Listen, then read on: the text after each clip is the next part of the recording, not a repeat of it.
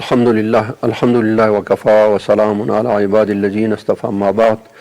أعوذ بالله من الشيطان الرجيم بسم الله الرحمن الرحيم قال الله تعالى في كتابه والعصر إن الإنسان لفي خسر إلا الذين آمنوا وعملوا الصالحات وتواصوا بالحق وتواصوا بالصبر صدق الله العظيم. ګرانو لیدونکو السلام علیکم ورحمۃ اللہ وبرکاتہ. په تیر درس کې مونږ د انبیاء علیه السلام اساسی او لازمی صفات ولوستل چې هر پیغمبر چې د دنیا ته د انسان د هدایت په خاطر باندې راځي هغه به دا و صفات لري او که دا و صفات پکې نه وي نو هغه د سره پیغمبر نه دی او به کوم دروغجن وي او د هغه پیغمبر نه دی. دا و صفات په هر پیغمبر کې موجود دي او په ټولو کې تر ټولو زیات چې موجود دي په چا کې هغه رسول الله صلی الله علیه وسلم دی.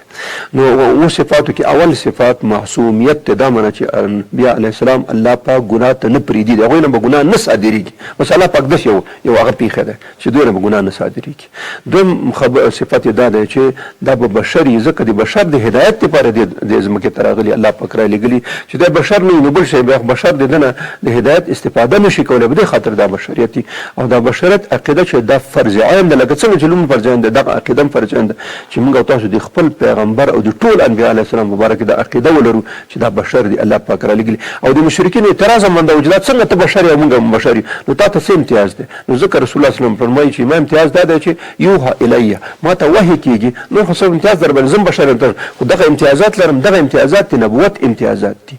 دریم صفت ناصحیت یعنی خیرخواهي ده. انبیاء علیه السلام په مجموع کې ټول او د ټولو په سر کې د انبیاء علیه السلام سردار رسول الله صلی الله علیه وسلم واقع ده چې همیشه د خلکو خیر غواړي. کله هم داسې کار ترې نه کېږي داسې عمل داسې خبره نه کېږي چې په کومه خبره باندې هغه څوک خفه شي او حتی د خلکو په غم کې الله پاک فرمایي چې کله ته دومره د خلکو غم خورې چې کېدای شي د ډېر غم د لاسه ته مړ شي وفات شي نه داسې مه کوه دا ستا کار نه دی دا زما کار دی به ته ګوره. څلورم صفت صادق او امین دی. انبیاء علیه السلام په مجموع کې ټول او د ټولو په سر کې سردار دی انبیاء رسول الله صلی الله علیه وسلم چې د نبوت نه مخکې د صادق او د امین په نامه مشهور شوی. د رسول الله صلی الله علیه وسلم د خولې مبارکې نه ټول عمر کې یو لفظ قدر دروغ نه ووتلی نه یو روپۍ یو شنډاپله که د خیانت هم نه و کړی. نو داسې یو سړی چې 40 کاله قبل از نبوت داسې زندګي تېره کړي چې بالکل لکه د لمر په شان باندې صفایي نو څنګه خلک به یې ونه مني. نو ځکه دا څلور صفات مو مخکې درس کې بیان کړي. اوس راځو د دې نه وروسته بل صفاتو ته درې نور صفاتو ته چې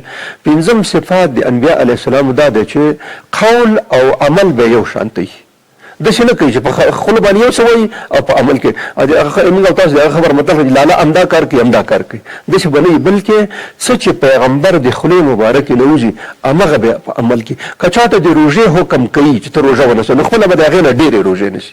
که چاته عمل کوي چې ته خیرات صدقات ورکړه او مال مصرف کړه نو د ده نه به مخکې مصرفوي. که چېرته وایي چې ته ځان قرباني کړه نو ځان قربانۍ ته پیغمبر د ټول نه مخکې وړاندې کوي. که د اخلاقو خبره کوي نو د ټولو نه به بهترین اخلاق دی که د خپل ماشومانو سره د خپل اولاد د خپل مېرمنو او د خپل ښځو سره د خپل فامیل سره د رویې حکم خلکو ته کوي چې داسې خپل فامیل سره ښه رویه کوي خپل اولاد او د هغه سره نو د ټولو نه به مخکې همدی کوي. که د ګاونډي د حقوقو خبره راځي نو د ټولو نه به اول دی د خپل ګاونډي د خپل امسایه د حقوقو خیال به ساتي. یعنې معنا دا چې په هر کار کې چې دی کوم امر او حکم کوي د هغې اصلي عملي کوونکی به اوله درجه همدی قول او عمل به سره مخالف نه. او موږ تاسو یو شی لرو چې څه خبره وي او عمل بلی یا په زړه کې یو یا په هغه کې وي موږ دې ته منافق وایو دې ته درنګه دی دوه مخیز وایو نو دوه مخه به منافق کله پیغمبر کېدای شي. نو دا یو د لازمی صفاتو د انبیاء علیه السلام نه دا دی چې قول او عمل به سره یو شانتی چې چاته کومه خبره کړې همغه به مخکې نه د خپل عملي کړي چې خلکو ته معلومه شي چې پیغمبر علیه السلام دغسې کار کوي. که د لوږې خبره کړې لوږه د ډېره تېره کړې که د درد خبرې د به درد ډېر تېر کړی که غمونه د به غمون ډېر تېر کړي که منډې تېرې د به دونه ډېر منډې تېرې کړي که د شپې عبادت یې د به ډېر زیات عبادت کړی که د تکلیفونو خبرې د به تکلیفونه ډېر ایستلی که د غم خبرې غم به ډېر برداشت کړی. داسې په د ټولو شیانو کې چې الله پاک کوم احکام دې دنیا ته رالیږلي د انسانانو دپاره هغې کې به اول عمل کوونکی پیغمبر وي. په قول او عمل کې به د کلم تزان او ټول په دې ټوله څومره ذخیره چې د دیني احکام او د دیني هغه او د سیرت او د تاریخ تاسو وګورئ یو ټکی به داسې پیدا نه کوي چې رسول پاک صلی الله علیه وسلم چاته یو خبره کړي او د دې عملي کړي نه او د هغې مخالفت یې کړی. حتی لا تر دې اندازې پورې چې نور خلکو ته به امر نه کولو خپله به یې کول کول. ډېر شیان داسې دي چې دا د رسول الله صلی الله علیه وسلم خپل خصوصیات دي چې یو لکه مثال صوم مثال ورته ویل کېږي چې رسول الله صلی الله علیه وسلم مسلسل روژې نیولې بالکل بیا روژه ماتې نه کولو نن سبا بل سبا بل سبا بل سبا هغه روژه ماتې چې موږ تاسو ماښام کې روژه ماتې کې دا به هم نه کوو مسلسل به هم داسې روژه نیوله. امتیان صحابه کرام لغر چې یا رسول الله موږ ته اجازه راکړه چې دا وکړو هغه ورته تاسو ته اجازه نشته ځکه دا خو تاسو نه شئ کولی ویل چې ته یې ولې کوې ویل چې تا ما انسان بیل دی زه الله پاک پیغمبر د دنیا ته رالیږلی ما ته روحاني او معنوي غذا راکولی کېږي. موسی علیه السلام په کویتر کې 40 ورځې په نارې ونې او بس کلي خوراک خو هېڅ هم نه دي کړي. نو تاسو فکر وکړئ 40 ورځې بل انسان طاقت کولی شي چې استعمال نه کړي. دا خو د انبیا علیه السلام خپل شان دی چې دغسې هغه کړي دي. نو چې کوم قول کوي او په عمل کې حتی د هغه خبرونه چې نور خلکو ته ویلي دغه نه به ډېري. په نور خلکو تهجد فرض نه دي په نور خلکو د شپې د اجګېدل فرض نه دي. رسول الله صلی الله علیه وسلم ته حکم دی ته به د شپې لږه برخه خوب کې بیا به راپورته کېږي بیا به د الله پاک عبادت کوي تهجد به کوي د ورځې د نور کارونه شته نه د عبادت کار د شپې ته وساته. روژې باقاعده نسه حضرت عایشه بیبي فرمایي چې کله به رسول الله صلی الله علیه وسلم روژې شروع کړې نو دونه روژې بیا نیولې همداسې مسلسلې تر ډېر وخته پورې چې موږ فکر کوو چې بیا به افطار ونه کړي او کله کله به افطار کول موږ چې روژه به نه شي. نو په هر کار کې به د ټولو نه مخکې وو. نو ځکه په قول او عمل کې د پیغمبر تضاد نه او دا یو نقص دی. موږ او تاسو سیاست مداران موږ او تاسو چارواکي موږ او تاسو خلکو غټ نقص پکې انده دی. په خوله یو څه وایي په عمل کې بل څه وایي.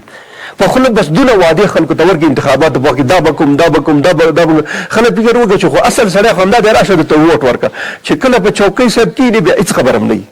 نو دا د یو انسان یو سیاستمدار نقص دی چې څونه وسه رسېږي همغونه دې واده وکړي. او کامیاب ترین سیاستمدار هغه دی چې څه وایي هغه عملي کوي. او بلکې یو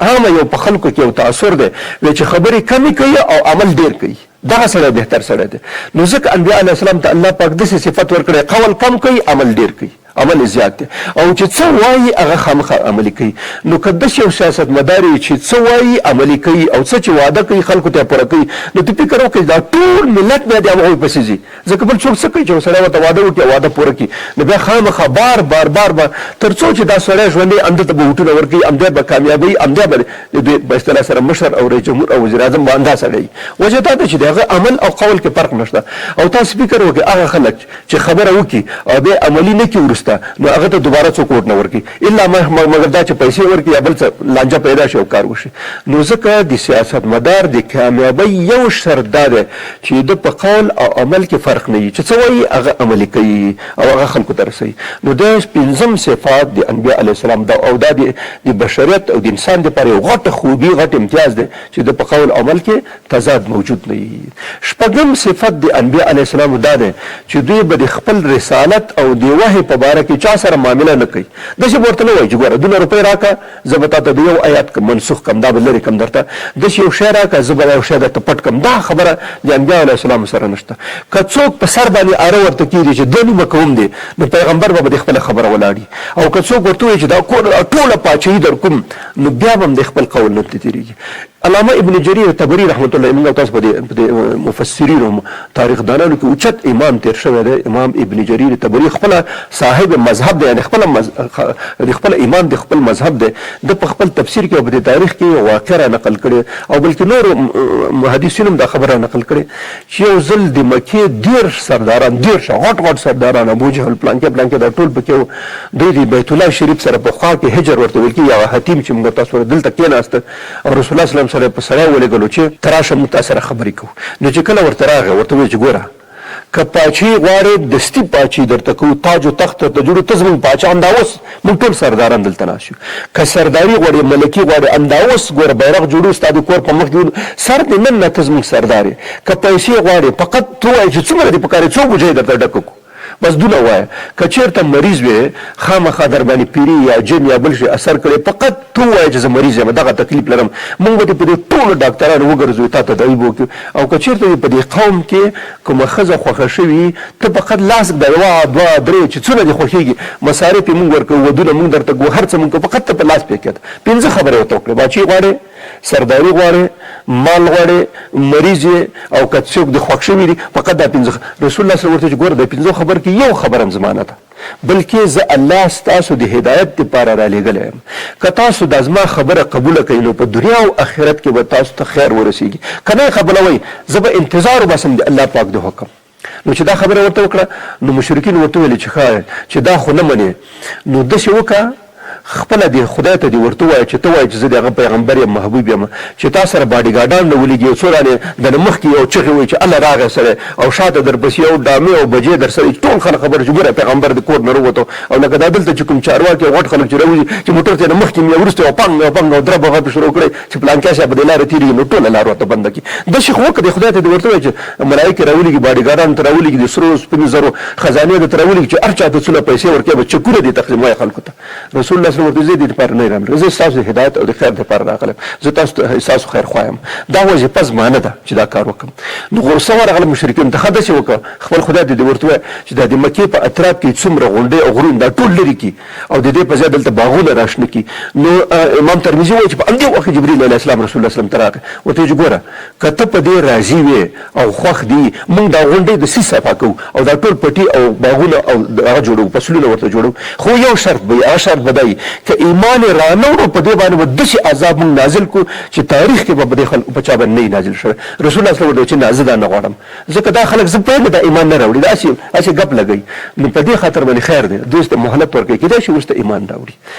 نو د دې نه وروسته چې دا خبرې ونه منلې نو رسول الله صلی الله علیه وسلم ته ورته ووایي چې ښه هغه شرایط 15 شیان ته موږ درته وویل هغه نه منې، خپل ځان ته باډیګارانو سره زر سپین زر نه غواړې، د مکې نه دا شیان نه لرې کړې، نو داسې وکړه